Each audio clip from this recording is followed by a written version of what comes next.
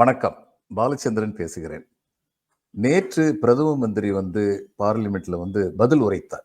அந்த இதை பற்றி விவாதங்கள் நடந்தது, பதில் உரைத்தார். இதுல மிக வருந்தத்தக்க விஷயம், மிக மிக முக்கியமான விஷயம், மிக வருந்தத்தக்க விஷயம் என்னன்னா, பார்லிமெண்ட்ல உள்ள விவாதங்களுடைய தரத்தையே குறைக்கிற விதத்துல பிரதம மந்திரி பேசினாரு. ஒரு பிரதமர் லெவலில் அப்படி சொல்லிடக்கூடாது. உதாரணம் அவர் என்ன சொன்னாரு, அபிநந்தன் அங்க நம்முடைய பைலட் அங்க மாட்டிக்கிட்ட போது இவங்கெல்லாம் உள்ளூர மகிழ்ச்சி அடைந்தார்கள். காங்கிரஸ் உள்ளூர மகிழ்ச்சி அடைந்தார்கள். இது எவ்வளவு கீழ்த்தரமான ஒரு குற்றச்சாட்டுனா, இவர் ராகுல் காந்தியவோ அல்லது கார்கேவோ நார்காட்டிக் டெஸ்ட்டுக்கு உட்படுத்தினாரா? இவர் சைக்கியாட்ரிஸ்டா? அது யாராவது சைக்காலஜிஸ்ட் அவங்க மனசுல உள்ளூர எப்படி இருந்ததுன்னு கண்டுபிடிச்சாங்களா? இது எப்படிப்பட்ட கீழ்த்தரமான நிலைமைக்கு விவாதத்தை கூட்டு போகுது? அவங்க சில கேள்வி கேட்கிறாங்க, அந்த கேள்விக்கு நீங்க பதில் சொல்லணும். நான் நம்முடைய விவாதங்கள், இந்த டிவி விவாதங்கள் எல்லாம் நான் பார்த்திருக்கேன். நேற்று மாலை முரசு விவாதத்தில் நான் இதை தான் சொன்னேன். நாங்க என்ன கேள்வி கேட்டாலும் பதில் சொல்லாம நீங்க மழுப்பிக்கிட்டு வேற பக்கம் போறீங்க. நாங்க இப்ப 2019 ஏன் இப்படி நடந்ததுன்னு கேட்டா 1942 என்ன நடந்தது என்றால் ஆரம்பிக்கிறீங்க. அதனால கேட்ட கேள்விக்கு நீங்க பதில் சொல்லுங்க. அதுக்கப்புறம் நீங்க கேள்வி கேட்டீங்கன்னா நாங்க பதில் சொல்றோம் அப்படின்னு சொன்னா, அந்த விவாதத்தில் கலந்துகிட்ட பிஜேபி சார்ந்த 2 பேருமே அப்படி பதில் சொல்லல. வழக்கம் போல சொல்ல மாட்டாங்கன்னு எனக்கு தெரியும். ஏன்னா சொல்லக்கூடிய நிலைமையில அவங்க இல்லாத கேள்விகள் அந்த கேள்விகள். ஆனா ஒரு பிரதம மந்திரி லெவல் அப்படி பண்ணா என்ன பண்றது? பிரதம மந்திரிட்ட ராகுல் காந்தி சில கேள்விகளை எழுப்புறாரு. He is leader of opposition, எதிர்கட்சி தலைவர். அவர் சில கேள்வி எழுப்புறாரு. ராகுல் காந்தியுடைய சில கேள்விகள் இவரை பதில் சொல்ல முடியாத தர்ம சங்கடத்தில் ஆழ்த்துறது.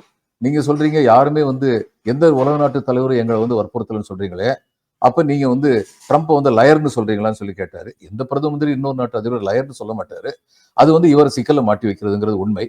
ஆனா மத்தபடி அவர் கேட்ட எல்லா கேள்வியும் சரியான கேள்வி. கேள்விக்கு பதில் சொல்லாம இந்த மாதிரி நீங்க உள்ளூர மகிழ்ச்சி அடைந்தீங்கன்னு சொன்னா அது மிக மிக மிக தரக்குறைவான ஒரு பேச்சு. அதுல சந்தேகமே கிடையாது.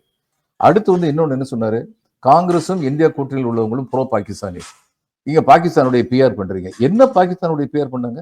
நீங்க யுத்தத்தை ஆரம்பிச்ச உடனடியாக இந்தியா கூட்டணியை சேர்ந்த எல்லாருமே முழுக்க முழுக்க இந்திய அரசுக்கு ஆதரவு தெரிவிச்சாங்கல்ல. நீங்க போர் நிறுத்தம் பண்ற வரைக்கும் யாராவது ஏதாவது பேசினாங்களா? யுத்தத்துல சில குறைபாடுகள் இருந்தன, எந்த யுத்தத்திலும் இருக்கும். அதுக்காக நம்ம யுத்தம் சரியில்லைன்னு சொல்ல முடியாது. ஆனா அந்த நேரத்தில் அதை பத்தி பேசக்கூடாது. போர் நடந்துகிட்டு இருக்கும்போது பேசாம கண்ணியம் காத்தார்கள். யுத்தத்துக்கு அப்புறம் திடீர்னு சொல்லி நீங்க போர் நிறுத்த ஒப்பந்தத்தை கொண்டு வர்றீங்க. அது நீங்க இந்தியாவோ பாகிஸ்தானோ சொல்றதுக்கு முன்னாடி அதை சொன்னது யுனைடெட் ஸ்டேட்ஸ், அமெரிக்க அதிபர். அப்ப எல்லாருக்கும் மனசு சந்தேகம் வருது, யாருக்காக எதுக்காக இந்த யுத்தம், ஏன் இந்த யுத்தத்தை நிப்பாட்டினீங்க அப்படிங்கிற சந்தேகம் வரத்தான் செய்யும். அந்த சந்தேகத்தை எழுப்புனா அதுக்கு பதில் இல்லை. இன்னொன்னு, நேத்து விவாதத்துல ஒரு தரம் 2 தரம் இல்ல, பல தரம் பிரதம மந்திரி சொல்றாரு, பாகிஸ்தான் கெஞ்சுன்னு கெஞ்சினாங்க, அதனால நாங்க யுத்தத்தை நிப்பாட்டணும். இப்போ தவறு செய்தவர்கள் பாகிஸ்தானியர். அவங்க நம்மகிட்ட கெஞ்சுன்னு கெஞ்சினாங்க. பகல்காம் இதை நடத்தினவங்க, படுபயங்கரத்தை நடத்தினவங்க பாகிஸ்தானியர்கள். அந்த இதுல பேஸ் கேம்ப் வச்சிருக்காங்களே, பயங்கரவாதியோட பேஸ் கேம்ப், அதெல்லாம் நம்ம இது நம்முடைய மிசைல்ஸ் போய் அழிச்ச போது அது செத்தவங்களுக்கு பாகிஸ்தான் அரசு ஆளுகளே போய் மரியாதை செலுத்துறாங்க. அப்ப டெரரிஸ்டோட பாகிஸ்தானுக்கு சம்பந்தம் இருக்கு, தெளிவா தெரியுது. அப்படிப்பட்ட பாகிஸ்தான் நம்ம கிட்ட கெஞ்சுன்னு கெஞ்சும் போது நம்ம என்ன செஞ்சிருக்கணும்? சரி போய் தொலை, ஆனா இந்த பகல்காம்ல எவன் எல்லாம் பண்ணான்னு அவனை முதல்ல என்கிட்ட ஒப்பட. அல்லது அவன் இன்னும் உங்க ஊருக்கு வரவே இல்லையா, அவன் எங்க இருக்கான்னு விவரம் உனக்கு தெரியுங்களா, அதை முதல்ல எங்கிட்ட சொல்லு. Condition number 1. கண்டிஷன் நம்பர் 2, ரொம்ப நாளா எங்க காஷ்மீர்ல உட்காந்துக்கிட்டீங்களா, காலி பண்ணு. அதே நம்ம என்ன வேணாலும் கேட்கலாம்ல. ஏன்னா நம்ம we have the upper hand. கெஞ்சுன்னு கெஞ்சுறாங்கல்ல, ஏன் இதை செய்யல? இதுக்கு பிரதமர் என்ன பதில் இருக்கு? 38,000 கிலோமீட்டர் நேரு தூக்கி கொடுத்துட்டா. நேரு செத்து இன்னைக்கு 61 வருஷம் ஆச்சு. இன்னும் அவர் பேரை சொல்லித்தான் பாலிடிக்ஸ் நடத்த வேண்டிய நிலைமையில் நீங்க இருக்கீங்க. 38,000 கிலோமீட்டர் தூக்கி கொடுத்துட்டான்னு இன்னைக்கு சொல்றீங்க. 3000 ஸ்கொயர் கிலோமீட்டர் சைனாவுக்கு இவர் தூக்கி கொடுத்துட்டாரு, அவங்க ஆக்கிரமிக்க பார்த்துட்டு சும்மா உட்கார்ந்து இருக்கிறாருன்னு வேற யாரும் சொல்லல. உங்க கட்சியுடைய சேர்ந்த தலைவர் சுப்பிரமணியம் சுவாமி திரும்ப திரும்ப பேசுறாரு. ஏன் பதில் சொல்ல மாட்டேங்கிறீங்க? ராகுல் நேத்து கேட்கிறாருல, வெளிப்படையாக சீனா பாகிஸ்தானுக்கு ஆதரவு கொடுத்ததே, ராணுவ உதவியிலிருந்து ஆரம்பிச்சு எல்லா ஆதரவும் கொடுத்ததே, ஏன் சீனா பேரை சொல்ல மாட்டேங்கிறீங்கன்னு கேட்கிறாரு. ஏன் சீனா மேல பயமா? ஏன் பேரை சொல்ல மாட்டேங்கிறீங்க அப்படிங்கிற கேள்வி வரும்ல. இப்ப ஒண்ணு சொல்றேன், இதோட இன்னைக்கு முடிச்சுக்கலாம். இவங்க எல்லாரையும் உடனடியாக என்ன சொல்றாரு? தேச துரோகிகள். காங்கிரஸ் தேச துரோகி, ஆன்டி நேஷனல் சொல்றாருல. 3 கேள்வி இருக்கு. குரேஷி சோஃபியா குரேஷி இந்திய ராணுவத்துல 3வது தலைமுறையாக இருக்கின்ற ஒரு ராணுவ வீரர். அவங்க அந்த குடும்பத்தில இருந்து ராணுவ தலைவர் ஆபீசர். அவங்க வந்து நம்முடைய ஸ்போக்ஸ் பர்சனா இங்க இருக்காங்க. அரசால் நியமிக்கப்பட்ட ஸ்போக்ஸ் பர்சன். அவங்கள பார்த்து மத்திய பிரதேச அமைச்சர் ஒருத்தர் வந்து சொல்றாரு, இந்த பயங்கரவாதியை அக்கா வச்சே அடிச்ச பாத்தீங்களா? அப்ப சோஃபியாவை நீங்க யார் கூட வந்து நீங்க கம்பேர் பண்ணீங்க? பயங்கரவாதி கூட சேர்த்து வச்சு பேசினார். அப்படி பேசுனதுக்கு அரசு தரப்புல இருந்து எந்த விதமான நடவடிக்கை எடுக்கல. நீதிமன்றம் சொல்லிச்சு எஃப்ஐஆர் போடுன்னு. இவ்வளவு கீழ்த்தரமா பேசின அவரை பாரதிய ஜனதா கட்சியிலிருந்து விலக்குனீங்களா? அமைச்சர் பதவியிலிருந்து விலக்குனீங்களா? அப்போ இந்த நாட்டுல உண்மையான கலப்படம் இல்லாத பயங்கரவாதிகள் அப்படிங்கிறது வந்து யாரு?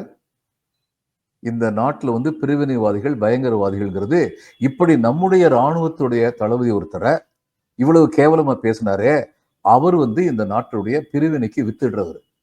இந்த நாட்டுடைய உண்மையான பயங்கரவாதி. அந்த பயங்கரவாதம் பேசுறவருக்கு வந்து கண்டிக்காம அமைதி காக்குறாங்களே இந்த நாட்டின் தலைமை பொறுப்பில் இருக்கவங்க, அவங்கெல்லாம் அந்த பயங்கரவாதத்துக்கு துணை போறவங்க. நம்பர் 1. நம்பர் 2, பகல்காம்ல வந்து நம்முடைய ராணுவ வீரர் ஒருத்தர் கொல்லப்பட்டார். அவருடைய மனைவி வந்து சொன்னாங்க, இது வந்து பயங்கரவாதிகளுக்கும் இந்தியாவுக்கும் இடையில் நடக்கிற யுத்தம், இதை முஸ்லிம்களுக்கும் இந்துக்களுக்கும் இடையில் நடக்கிற யுத்தமா தயவு செய்து சொல்லாதீங்க அப்படின்னு சொன்னதுக்கு கணவனை இழந்த அந்த மனைவி மேல எப்படிப்பட்ட கீழ்த்தரமான அவதூறு ட்ராலிங் பண்ணாங்க. உங்களுடைய ஆட்கள் தான் பண்ணாங்க. சரி, உங்க ஆட்கள் பண்ணலன்னே வச்சுக்குவோம். இது ஒரு கீழ்த்தரம், இப்படி பண்ணக்கூடாது அப்படின்னு நீங்க ஏன் சொல்லல? யார் இந்த நாட்டுல பயங்கரவாதத்தை வளர்க்கறது, பிரிவினைவாதத்தை வளர்க்கறது?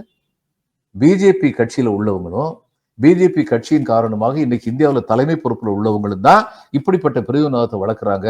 அப்படிங்கிறதுல என்ன குழப்பம் இருக்க முடியும்? 3வது, போர் நிறுத்தத்தை முடிவு சொன்னது யாரு? இந்த நாட்டுடைய வெளியுறவுத்துறை செயலராக சொன்னாரு. அமைச்சரவை முடிவெடுத்துட்டு அதை மக்களுக்கு அறிவிக்க வேண்டிய பொறுப்பு அவருக்கு இருந்தது. அவர் வந்து அறிவிச்சாரு. எவ்வளவு கீழ்த்தரமா அந்த ஆபீசரை அவருடைய மகள் உட்பட, குடும்பம் உட்பட எவ்வளவு கீழ்த்தரமா எழுதுனாங்க, கேவலம் எழுதுனாங்க. அதை பத்தி ஒரு வார்த்தை சொன்னீங்களா? உங்களுடைய அரசு, உங்களுக்கு கீழே இருக்கிற அரசு, இந்திய அரசுக்கு விசுவாசமாக இருக்கின்ற ஒரு ராணுவ அதிகாரிக்கும் ஒரு வெளியுறவுத்துறை செயலருக்கும் கொடுத்த மரியாதை இதுதானா? உங்களுக்கு பேசுறதுக்கு, அரசியல நாகரிகம் பேசுறதுக்கு ஏதாவது தகுதி இருக்கா? இதுக்கு மேல இன்னைக்கு சொல்ல வேண்டியது எதுவும் இல்லை. வணக்கம்.